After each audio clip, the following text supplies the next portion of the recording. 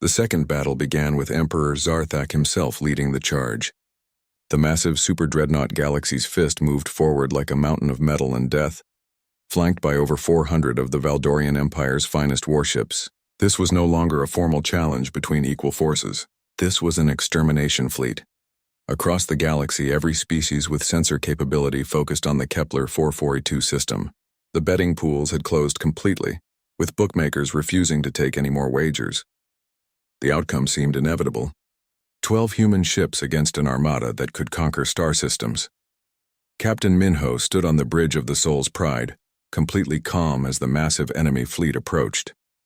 His crew looked nervous, but they had learned to trust their captain's confidence in situations that seemed impossible.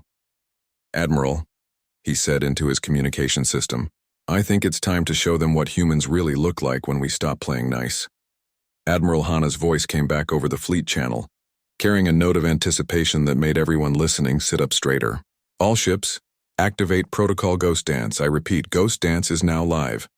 What happened next would be studied in military academies for generations. The 12 human ships didn't scatter or run or try to hide among the asteroids. Instead, they did something that made watchers across the galaxy question everything they thought they knew. About space combat, the human ships began to change. Engineer Kiwan's modifications hadn't just been to weapons and maneuvering systems. For 3 days, his teams had been installing something much more revolutionary. The Soul's Pride and her sister ships started to reshape themselves, their hulls flowing like liquid metal as hidden systems activated. "What are they doing?" demanded Zektar from his position aboard the Galaxy's Fist. Emperor Zarthak stared at the tactical display as the human ships transformed before his eyes. Weapon ports multiplied, armor plating shifted and thickened, and drive systems that had been hidden in the ship's cores suddenly came online with energy signatures that made his sensors scream warnings. "They're not the same ships," he whispered. "These aren't the vessels we fought before." He was right. The human ships that emerged from their transformation bore little resemblance to the vessels that had entered the system. They were larger, faster, and covered in weapons that definitely hadn't been there during the first battle. Captain Taiho of the destroyer Jeju Wind was the first to demonstrate what the upgrades could do. His ship, now twice its original size and bristling with energy cannons, accelerated toward the Valdorian formation at a speed that should have been impossible for a vessel of its mass. As he closed with the enemy fleet, Taiho began to sing. The old Korean folk song echoed over the communication channels as his weapons opened fire, not on one ship, but on 12 targets simultaneously. Each shot was perfectly timed and precisely aimed, striking weak points in Valdorian ship designs that the humans had spent months analyzing. "Impossible," breathed Emperor Zarthak. "A single ship cannot engage an entire squadron." But the Jeju Wind proved him wrong. Taiho's destroyer danced through the Valdorian formation like a shark through a school of fish, each movement calculated to maximize damage while avoiding return fire. Within minutes, 6 Valdorian ships were drifting dead in space. Commander Somin's stealth ships revealed their own transformation. The Daegu Ghost and her sister vessels hadn't just been hiding in the asteroid field for 3 days. They had been building something. As the Valdorian fleet advanced, the asteroids themselves came alive with hidden weapons platforms and automated defense systems. "The entire battlefield is a trap," reported one of Zarthak's tactical officers. "The asteroids are armed. The humans have turned the whole system into a weapon."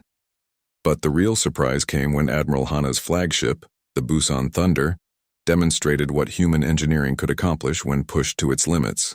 The command ship opened fire with weapons that bent space itself, creating gravitational distortions that grabbed Valdorian ships and hurled them into each other. "How?" Emperor Zarthak demanded. "How are they doing this?" Chief Engineer Wanho's voice answered him over the communication channels, speaking directly to the Valdorian Emperor. "Your Majesty, you asked how we're doing this? The same way humans have always done impossible things. We figured it out as we went along. The truth was more complex and more frightening than the Valdorians could have imagined. The human ships weren't using unknown technology or exotic physics. They were using conventional systems pushed beyond their theoretical limits by crews who refused to accept that something couldn't be done. Engineer Kiwan had spent 3 days not just modifying the ships, but teaching them to modify themselves. The human vessels were learning and adapting during the battle, their systems evolving to counter whatever the Valdorians threw at them. Lieutenant Ara aboard the Guangzhou's Fury demonstrated this when her cruiser was targeted by 3 Valdorian dreadnoughts simultaneously. Instead of being destroyed, her ship's defensive systems analyzed the incoming fire, calculated the optimal response, and generated a shield configuration that actually absorbed the enemy weapon's energy and converted it into power for her own systems. They're learning, Emperor Zarthak realized with growing horror. Their ships are learning from our attacks and getting stronger. The battle turned into a rout. Valdorian ships that had conquered star systems found themselves outmaneuvered by human vessels that shouldn't have been able to scratch their armor. Formation after formation broke apart as human ships performed maneuvers that their crews invented on the spot. The Galaxy's Fist, the pride of the Valdorian fleet, found itself facing Captain Tejo's tiny destroyer in single combat. The massive super dreadnought opened fire with weapons that could level continents, while the Jeju Wind responded with precision strikes that somehow disabled the larger ship's main guns one by one. Surrender, Tejo offered over the communication channel, his voice still cheerful as he continued singing his folk song. Your ship is beautiful and I'd hate to have to break it completely. Emperor Zarthak stared at his tactical displays, watching his invincible fleet being systematically dismantled by 12 human ships that seemed to be making up new laws of physics as they fought. His empire had ruled the galaxy for 3,000 years, and now a species that had barely learned to travel between stars was treating his finest warships like training exercises. The Emperor began, then stopped. In 3 millennia of conquest, no Valdorian leader had ever spoken the words he was about to say. I surrender. The silence that followed was absolute. Across the galaxy, beings who had watched the battle through quantum communication links tried to process what they had just witnessed. The Valdorian Empire, which had never lost a formal challenge in recorded history, had just surrendered to a human fleet outnumbered 30-1. Admiral Hana's response was broadcast across the galaxy. Challenge accepted and completed. The Kepler 442 system and all contested space in this sector now belongs to humanity. Thank you for a good fight. In the aftermath, as galactic representatives arrived to witness the formal transfer of territory, they all asked the same question. How had humanity achieved the impossible? Captain Yunji of the newly commissioned exploration vessel, Humanity's Answer, provided the official response during the surrender ceremony.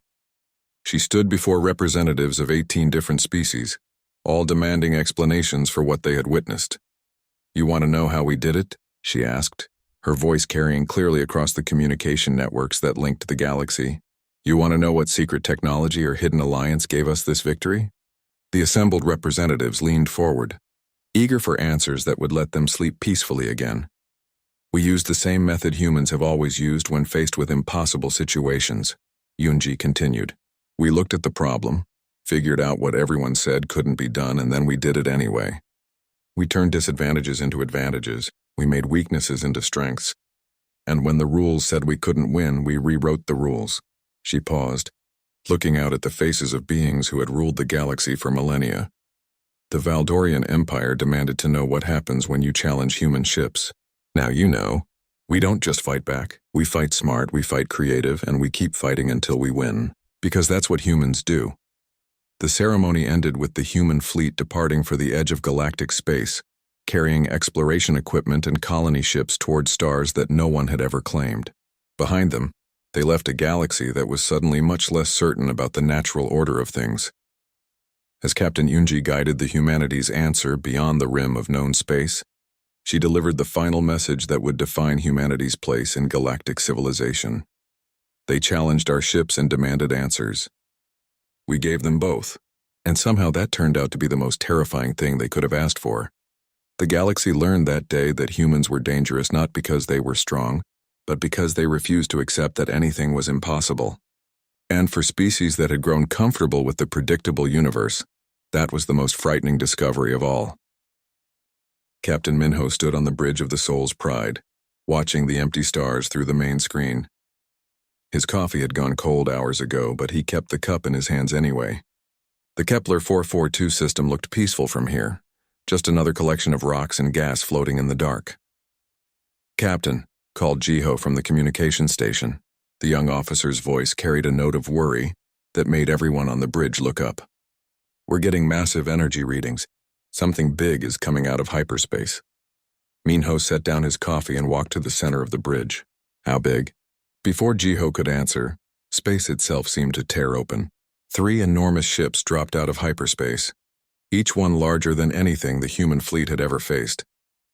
The Valdorian dreadnoughts hung in space like metal mountains, their dark hulls covered in weapon ports that could level planets. "Get me Admiral Hana," Minho said quietly.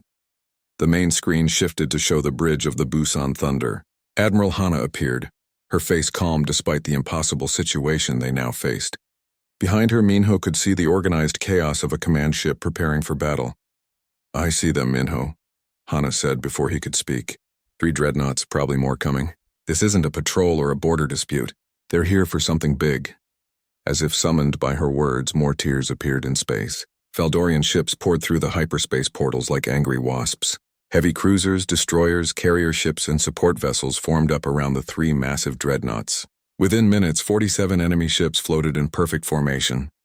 "Incoming transmission," Jiho announced. "It's coming from the lead dreadnought." "They're demanding we open a channel," Minho nodded. "Put it on screen." The image that appeared made several bridge crew members step back. Fleet Commander Krextel was 7 feet tall, covered in dark green scales that looked like armor plating. His eyes were yellow and cold, and when he spoke, his voice rumbled like distant thunder. "Human vessels," Krextel said, each word carefully pronounced. "You have entered space claimed by the Valdorian Empire. Your ships are not welcome here. Your presence is an insult to our ancient rights." Admiral Hana stepped forward on her own bridge. "Commander, this system isn't claimed by anyone. The Kepler 442 system is free space under galactic law. Our ships have every right to be here." Krextel's lips pulled back, showing teeth like broken glass. "Galactic law is for equals. You humans are newcomers, children playing with toys you don't understand. The Valdorian Empire has ruled this sector for 3,000 years. Times change," Hana replied simply. The Valdorian commander made a sound that might have been laughter, if laughter could sound threatening. "Indeed they do, which is why I invoke the ancient right of challenge. Formal space combat, winner takes all. If you have honor, you will accept. If you are cowards, you will run, and we will hunt you across the galaxy." Minho felt his jaw tighten.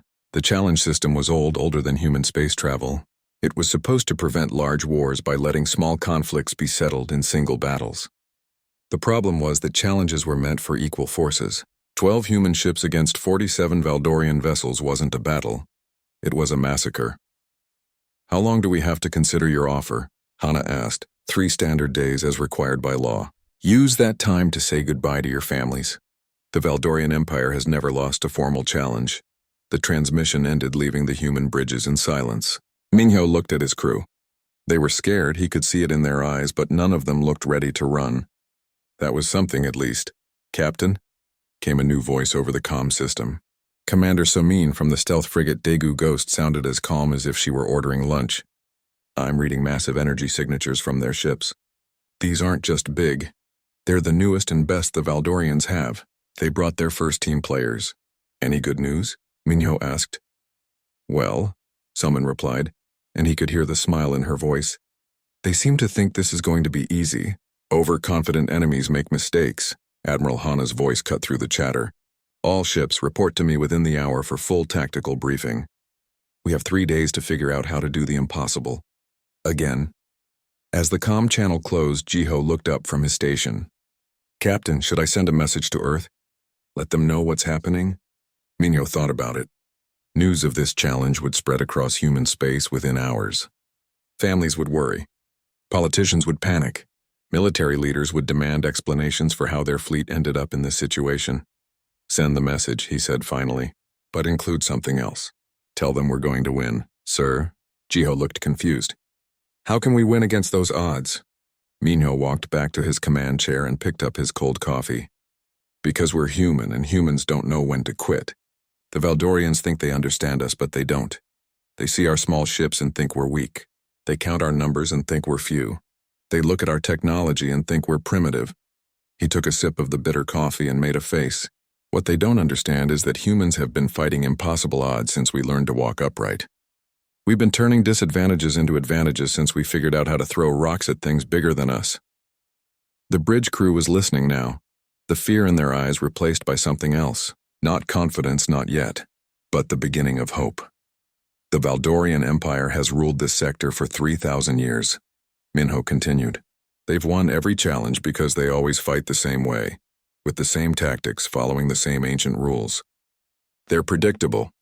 He set down the coffee cup and smiled. We're not. Outside the viewports, the Valdorian fleet hung in space like a dark cloud, waiting for the humans to make their choice. Unknown to them, across the galaxy, other species were already beginning to place bets on the outcome. The odds were 847 to 1 against humanity. In 3 days, the entire galaxy would learn something important about humans. When faced with impossible odds, humans didn't pray for miracles or hope for rescue. They rolled up their sleeves, got creative, and made their own luck. The Soul's Pride and her sister ships began to move, taking position for what would become the most famous battle in galactic history. The impossible victory sent shockwaves through the galaxy faster than the light-carrying news of the battle itself. Within hours, emergency sessions were being called on every major world. The carefully ordered universe that had existed for millennia suddenly felt much less stable. On the Zenthari homeworld, Chancellor Veltoth paced back and forth in front of the emergency council session, his usually calm demeanor cracking under pressure. The giant viewing screen showed tactical recordings of the battle, replaying human ships performing maneuvers that their best scientists said were impossible. Explain this, he demanded of the chief science advisor. How are they moving like that? What technology are they using that we don't know about? The elderly Zenthari scientist manipulated the display, showing the Soul's Pride's impossible fold and dodge maneuver in slow motion. We've analyzed the recordings 17 times.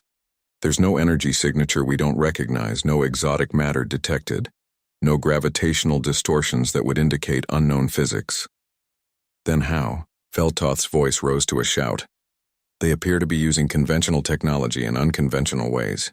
The modifications to their ships are brilliant in their simplicity, but they require precise timing and mathematical calculations that most species would consider too risky to attempt. Across the galaxy, similar scenes played out on dozens of worlds. The Keruvians demanded their intelligence services explain how they had missed human military capabilities. The Threnodi recalled their trading fleets from human space, fearing that their peaceful neighbors might not be as harmless as they appeared. On the luxury space station orbiting Altair Prime, the betting pools had become chaos. Bookmakers who had taken millions of credits in bets against humanity suddenly faced bankruptcy if the humans somehow won the overall challenge. Emergency meetings were called to determine if the bets should be honored, or if this situation constituted an act of galactic fraud. Captain Sunho aboard the intelligence vessel, Olsen's eye intercepted hundreds of frantic communications between galactic powers.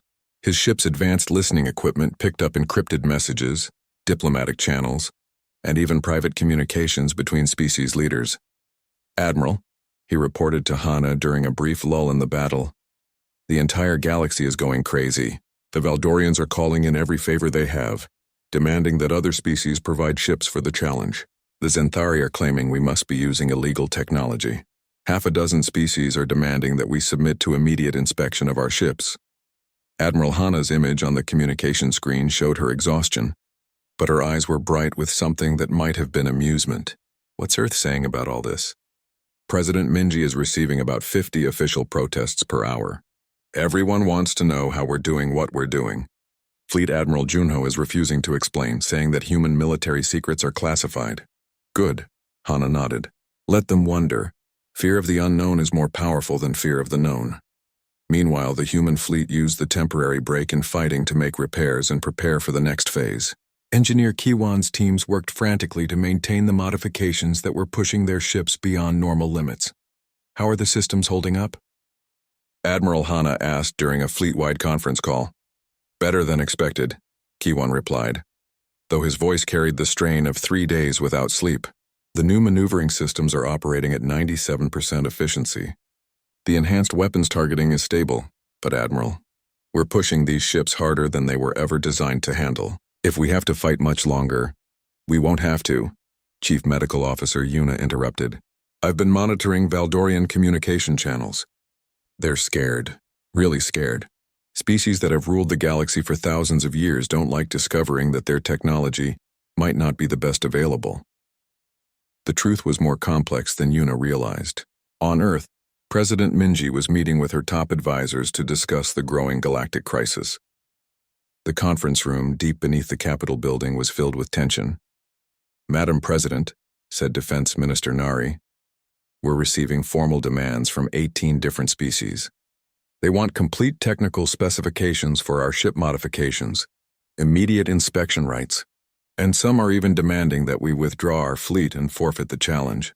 "What's our response?" Minji asked. Fleet Admiral Junho leaned forward in his chair. "With respect, Madam President, our response should be to tell them exactly what Admiral Hana told the Valdorians at the start of this mess." Which was? Times change. The meeting was interrupted by an aide rushing in with an urgent message pad. "Madam President, we're receiving word from the Kepler system. The Valdorians are bringing in reinforcements. Massive reinforcements."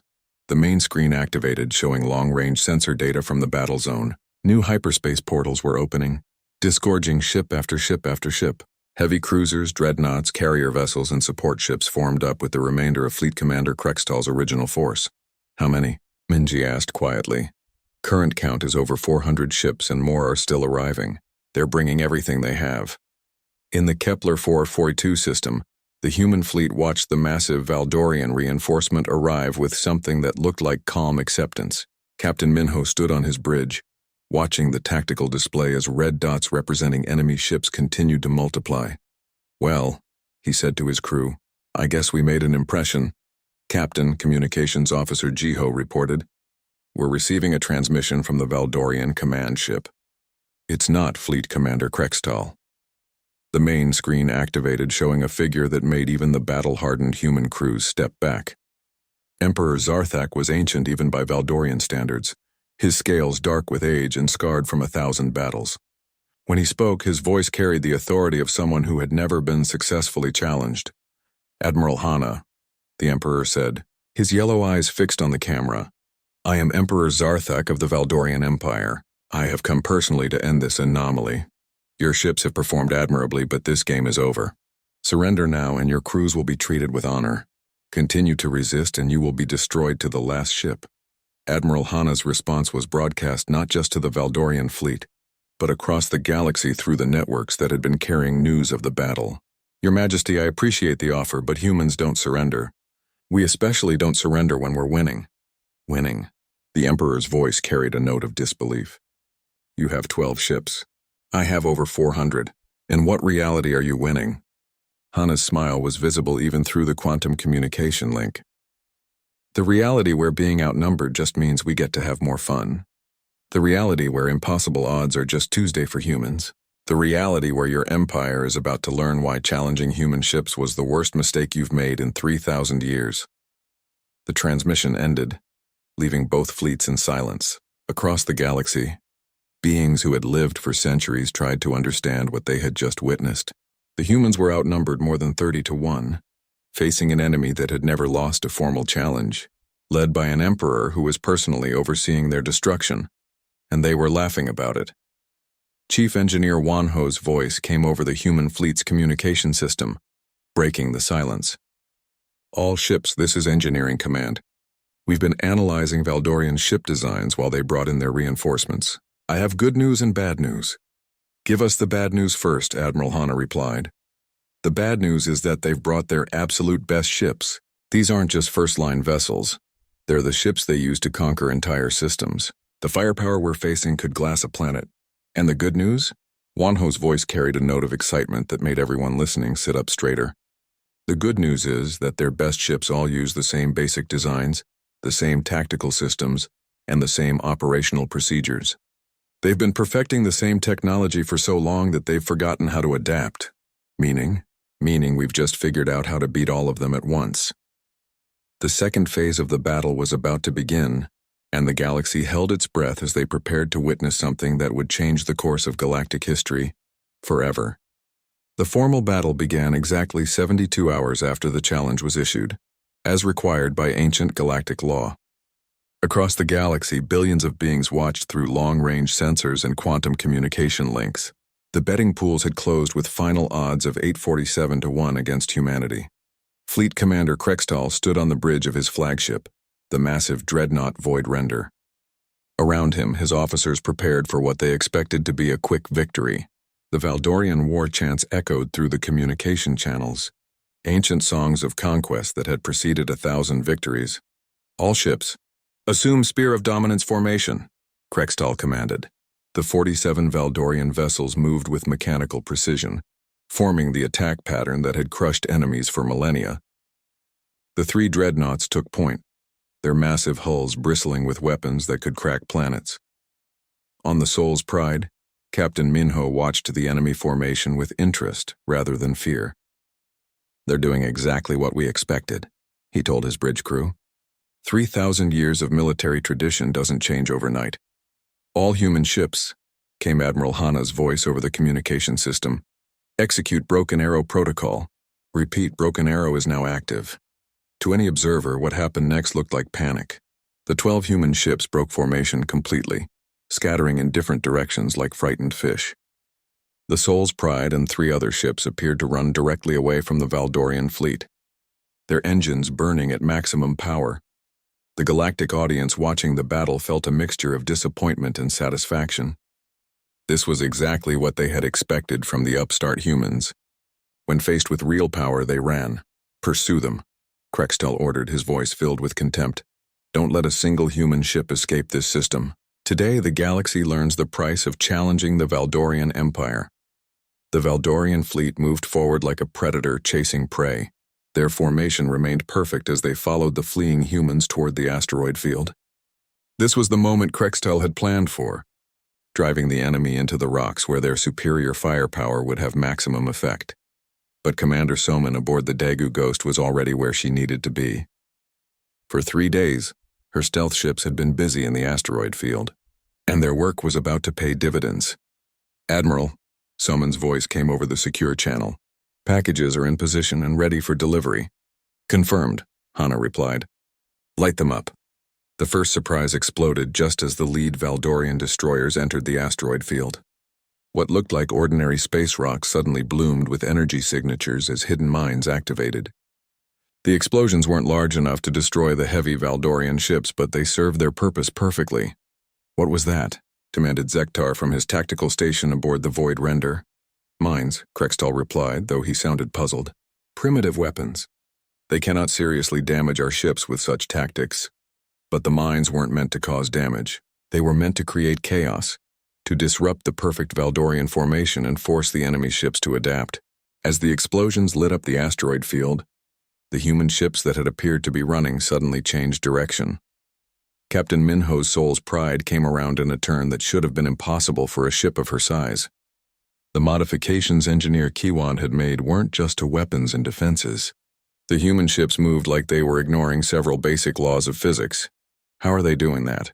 Zektar asked, staring at his sensor readings. "Those maneuvers should tear their ships apart."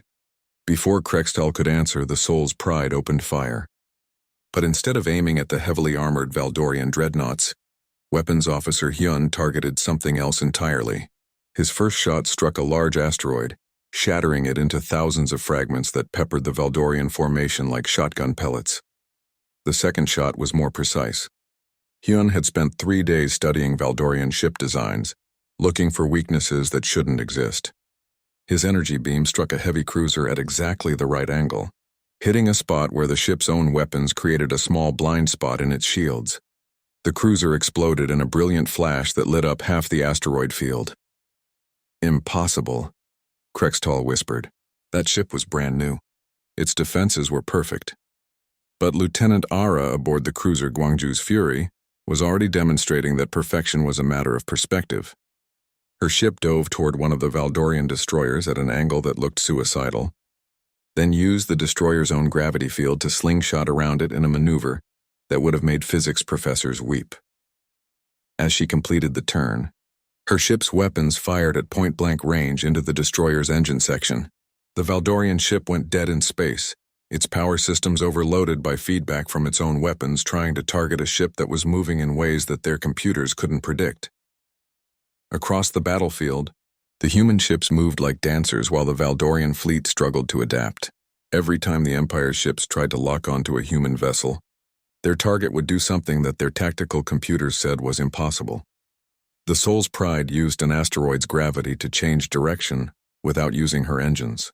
The Jejuin somehow managed to fire her weapons while traveling at an angle that should have made her shots miss by kilometers.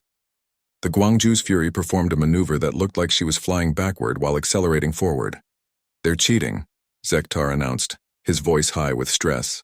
"Those maneuvers violate basic physics."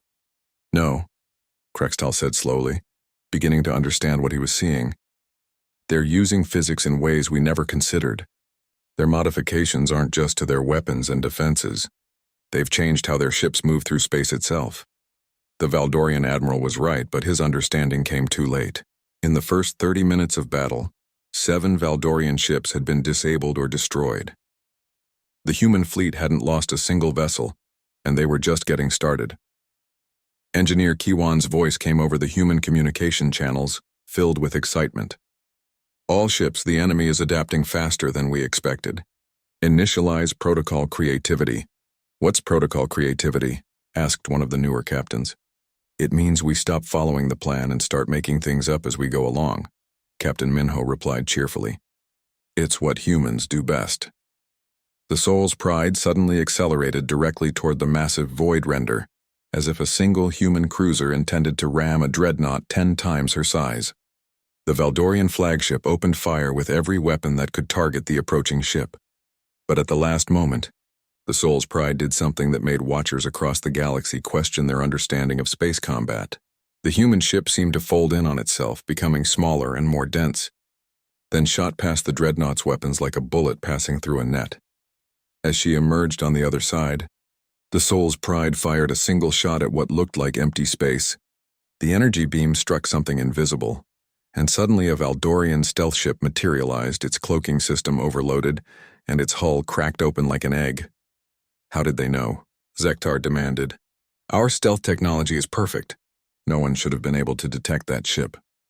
Krextal stared at the tactical display, watching his perfect formation dissolve into chaos as human ships performed impossible maneuvers and struck targets they shouldn't have been able to see.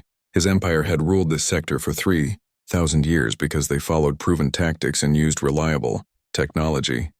The humans were winning because they were making up new rules as they fought. "Send reinforcements," he ordered quietly. "All available ships. This battle is not proceeding as planned." The galactic audience watched in stunned silence as the impossible happened before their eyes. The 847-1 odds against humanity were beginning to look like a very expensive mistake. The news traveled faster than light itself, jumping from ship to station to planet through the quantum communication networks that connected the galaxy. Within 6 hours of the challenge, every major species knew that the newcomer humans were about to face the might of the Valdorian Empire. On the Zenthari homeworld, Chancellor Veltoth called an emergency session of their ruling council. The Zenthari were an old species, nearly as ancient as the Valdorians, and they remembered when the galaxy had proper order. Species knew their place. The strong ruled, the weak obeyed, and everyone understood the natural hierarchy. Humans had been disrupting that order since they stumbled out of their small solar system 50 years ago. They asked too many questions, ignored too many rules, and somehow kept succeeding where they should have failed. The Zenthari council chambers filled with pleased chittering as news of the challenge spread. Finally, Veltoth announced to the assembled councilors, "The natural order will be restored. The Valdorians will crush these upstart humans, and the galaxy can return to proper civilization." The betting pools opened within hours. Every major trading post, space station, and planetary exchange began taking wagers on the outcome. The odds started at 500-1 against humanity, and kept climbing as more information about the Valdorian fleet became available. On the mining station orbiting Proxima Centauri, a group of human workers gathered around the communication screen in their break room. The news anchor was a professional Altarian who tried to sound neutral, but his contempt for human chances was obvious. Military experts across the galaxy agree that this challenge represents the end of human expansion into contested space, the anchor reported. The Valdorian Empire has never lost a formal challenge in over 2 millennia of warfare. One of the miners, an older man named Dongho, laughed and shook his head. Experts. I bet these experts never saw humans fight when everything was on the line. Come on, Dongho, said Nari, a young engineer who had transferred to the mining station from Mars. Look at those ships. The Valdorians have dreadnoughts. We have, a few cruisers and some destroyers? Size isn't everything, Dongho replied.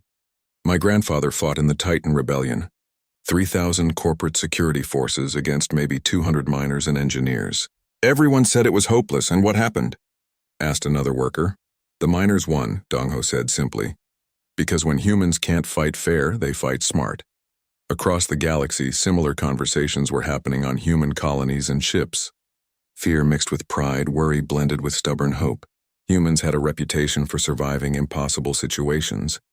But this seemed beyond even their legendary stubbornness. In the Kepler 442 system, the human fleet used their 3 days of preparation time wisely. Engineer Kiwan aboard the carrier, Inchin's hammer worked without sleep, modifying systems that had never been modified before.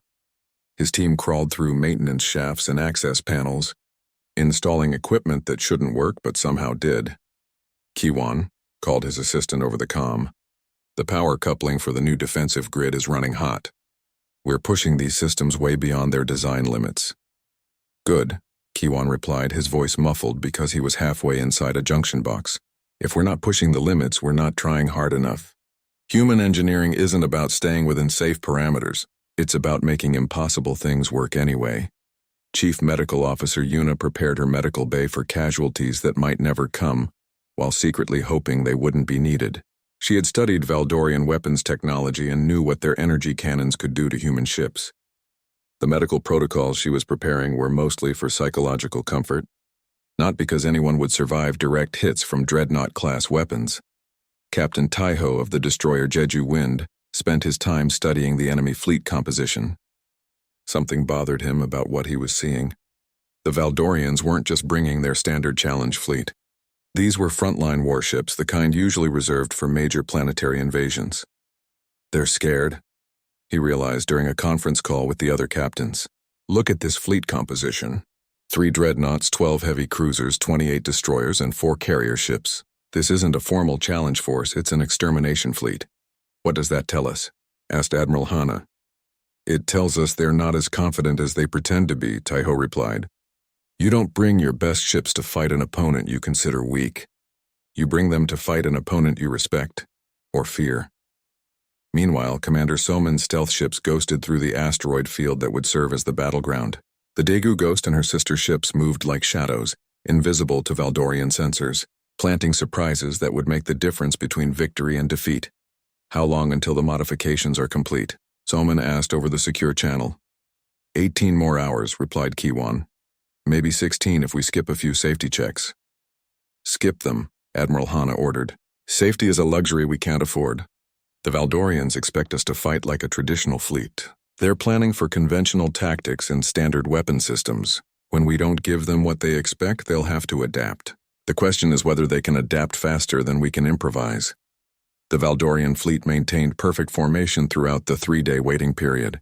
Their ships were arranged in classical battle groups, each vessel in its proper place according to tactics that had worked for thousands of years. Fleet Commander Krextal spent his time reviewing the battle plans that had brought his empire. Victory after victory, the humans will attempt to use their speed advantage, he told his subordinates during their final planning session. Small ships trying to avoid our heavy weapons. We will use the Spear of Dominance formation to drive them into the asteroid field, then crush them against the rocks. His tactical officer, a younger Valdorian named Zektar, studied the human fleet composition on his screens. Sir, their ships are moving in unusual patterns. They're not maintaining standard formation. Desperation, Krextal dismissed. They know they cannot win through strength, so they hope confusion will save them. It will not. The Valdorian Empire has faced desperate enemies before. But across the galaxy, the betting odds kept climbing. What had started as 500 to 1 against humanity had reached 847 to 1. Military analysts explained that this wasn't a battle, it was an execution. The only question was how long the humans would last. On Earth, President Minji received hourly updates from Fleet Admiral Junho. Both knew that the outcome of this battle would determine humanity's future in the galaxy. A loss wouldn't just cost them the Kepler 442 system. It would mark them as easy targets for any species that wanted to test human resolve. Any word from the fleet? Minji asked during their latest secure communication. Admiral Hana reports that preparations are proceeding as planned. Junho replied carefully. She also wanted me to tell you that humans have always been good at making the impossible look easy. As the 3-day deadline approached, long-range sensors throughout the galaxy focused on the Kepler 442 system. Species that had existed for millennia prepared to witness the end of humanity's brief moment in galactic affairs. They were about to learn that humans had their own ideas about how the story should end.